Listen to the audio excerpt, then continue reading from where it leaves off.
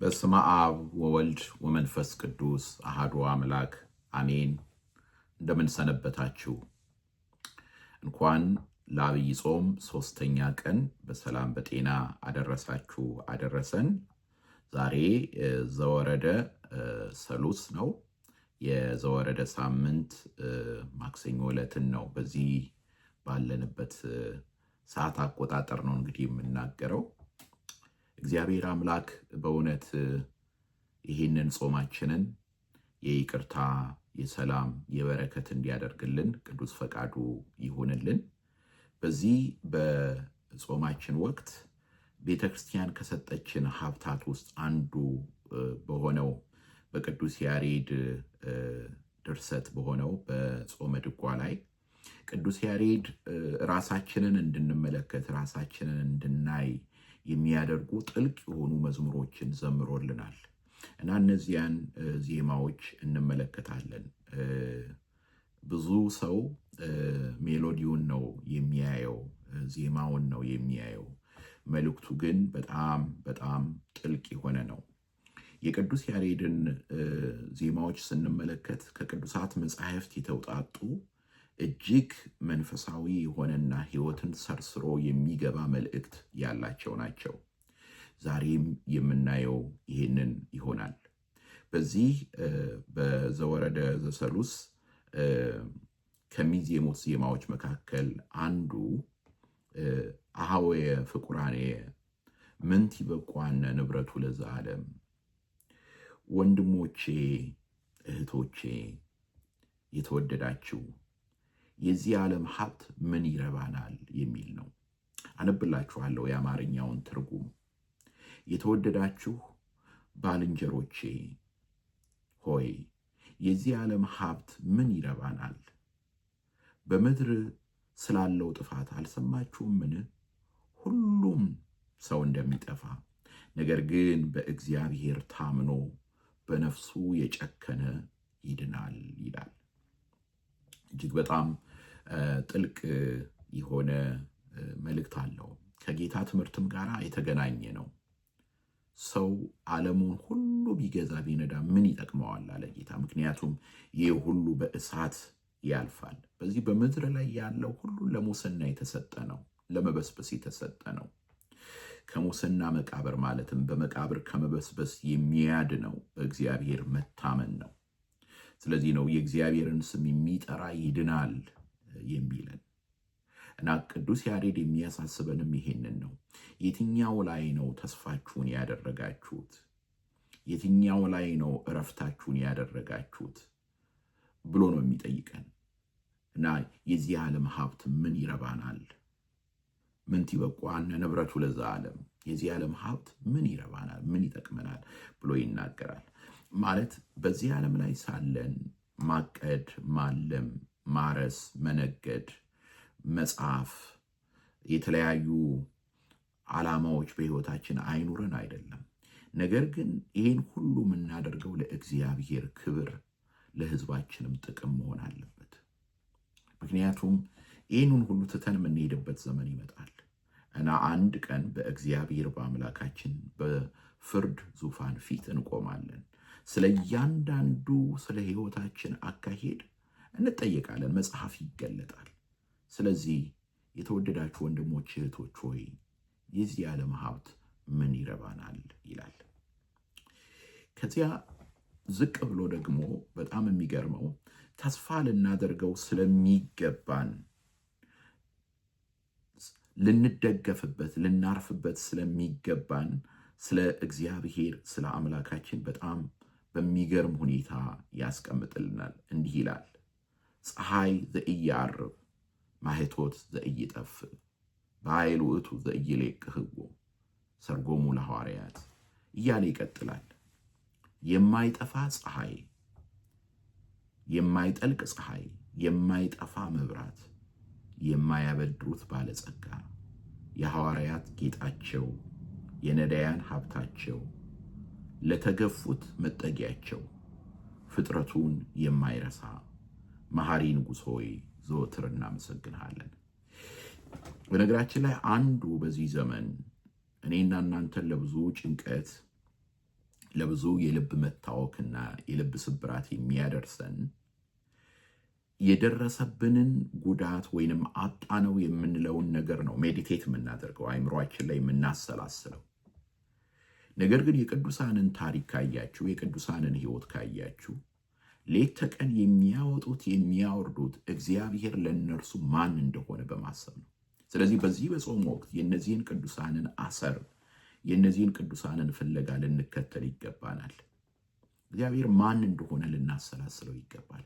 እከሊት ማን ናት፣ እከሌ ማን ነው፣ ወይኔ ይሄን አደረገብኝ ሳይሆን የእግዚአብሔርን ቸርነት የእግዚአብሔርን ምሕረት ልናስብ ይገባል። በነገራችን ላይ ጸሎታችንን ይሄ በአንዱ በቅዳሴያችን አባቶቻችን የደረሷቸውን ጸሎቶች ካያችሁ ጥቅሙ ይሄ ነው አንዱ።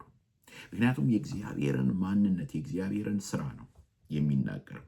ልክ አሁን ይሄ የማይጠልቅ ፀሐይ የማይጠፋ መብራት የሚለውን ይሄንን ሁሉ በጸሎተ ኪዳን ላይ እናገኘዋለን። ተመሳሳይ በሆነ መንገድ ቅዳሴ ዮሐንስ ወልድ ነጎድጓድ ላይ ይሄንኑ ቃል በተለየ መንገድ እናገኘዋለን። ስለዚህ አሁንም እኔና እናንተ እስቲ እናሰላስለው። እግዚአብሔር ለእናንተ ምንድን ነው? እግዚአብሔር ለእኔ ምንድን ነው? በሕይወታችን ያከናወነልን ነገር ምንድን ነው? ይህን እንድናሰላስል በእግዚአብሔር ስም ጠይቃችኋለሁ። እግዚአብሔር ለእኔና ለእናንተ የማይጠልቅ ፀሐይ ነው፣ ሁልጊዜ የሚያበራ ጨለማ በእርሱ ዘንድ የሌለ የማይጠፋ መብራት ነው።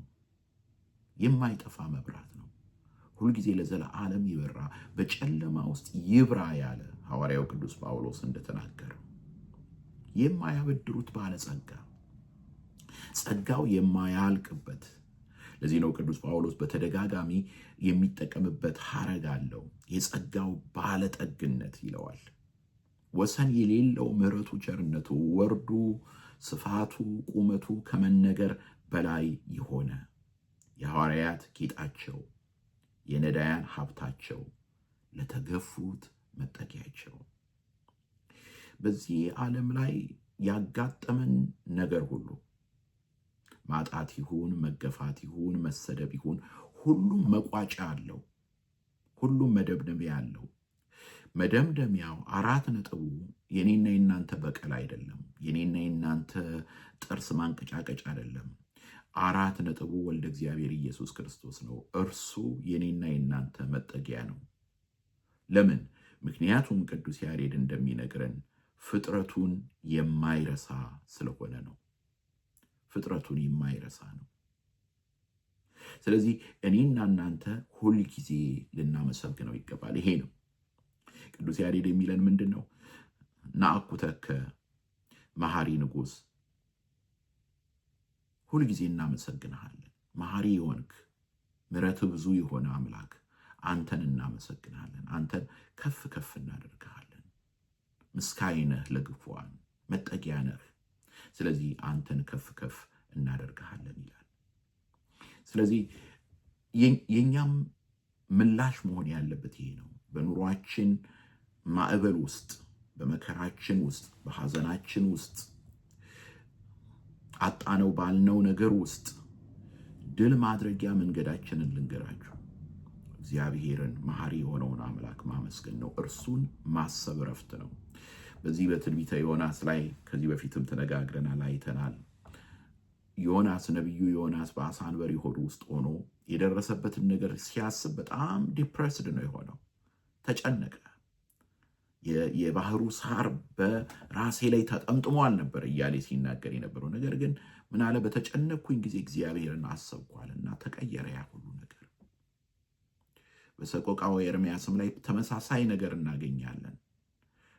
ማለት በህዝቡ ላይ ስለደረሰው በሀገሩ ላይ ስለደረሰው ነገር ብዙ ነገር ከተናገረ በኋላ ነገር ግን ነፍሴ ተከዘችልና ይህን አሰብኩኝ ይላል። በቃ ከዛ እግዚአብሔርን ማሰብ ይጀምራል።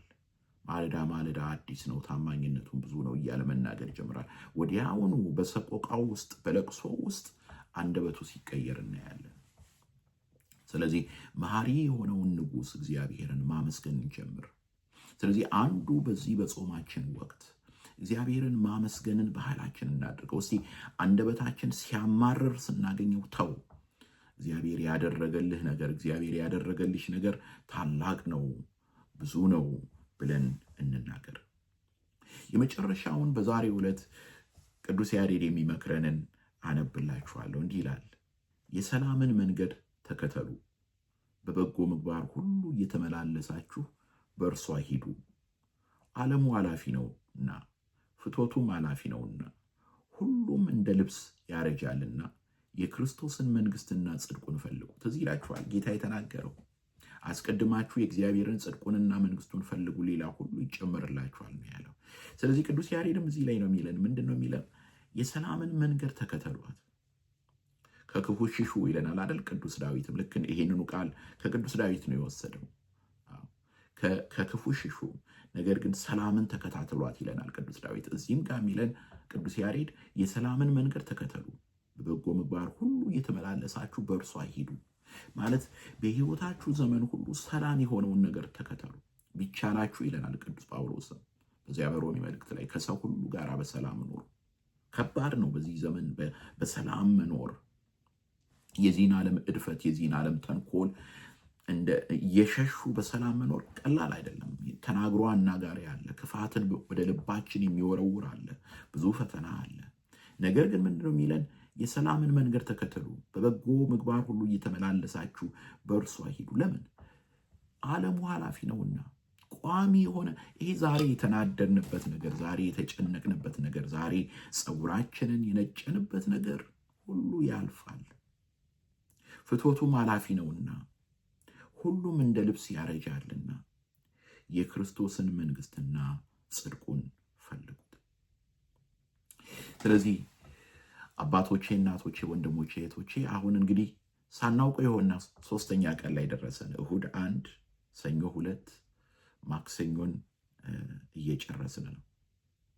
በኢትዮጵያ ያሉት ጨርሰዋል፣ በኢትዮጵያና በአውስትራሊያ ያሉት። ስለዚህ እኔና እናንተ ይህንን ጾም በምንጾምበት ጊዜ ሐሳባችንን በልባችን የምናወጣውንና የምናወርደውን ነገር ወደ እግዚአብሔር አቅጣጫ ልንመልሰው ይገባል። ትልቁ ነገር ይሄ ነው። ጾማችንም ያስፈልገን ለዚህ ነው። ከዚህ ዓለም ነገር ላይ፣ ከሚያስጨንቀን ነገር ላይ፣ ከሚያውከን ነገር ወደ እግዚአብሔር እንድንመልሰው ነው። ስለዚህ ዓይናችሁን ከሚያሳስባችሁ፣ ከሚያስጨንቃችሁ፣ ከሚያናድዳችሁ ነገር ላይ አንሱት። እግዚአብሔርን ማሰብ ጀምሩ። ለምን?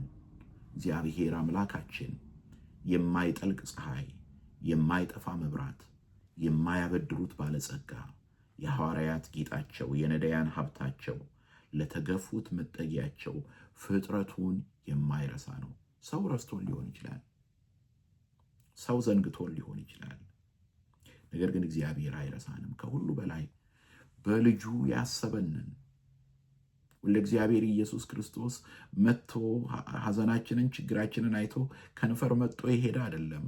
ስለ እኔና ስለ እናንተ የሞተልን ነው፣ የተሰቀለልን ነው፣ ዋጋ የከፈለልን ነው፣ በመስቀል ላይ የተሰቀለልን ነው። ደግሞም ሞትና መውጊያውን ድል አድርጎ የተነሳ በአብ ቀኝ ያለ ዳግመኛም የሚመጣ ነው። አምላከ ቅዱስ ያሬድ ከእኛ ጋር ይሁን። መዋዕለ ጾሙን በሰላም አስፈጽሞን የትንሣኤውን ብርሃን ያሳየን። በዚህ በጾማችን ወቅት በዚህ በቅዱስ ያሬድ ጸሎት፣ ዜማ፣ ጥልቅ የሆነ የነገረ መለኮት ትምህርት ላይ ማሰላሰላችንን እንቀጥላለን። አስተያየታችሁን፣ ጥያቄም ካለ ሐሳብም ካለ ጻፉልን። እግዚአብሔር ከእናንተ ጋር ይሁን።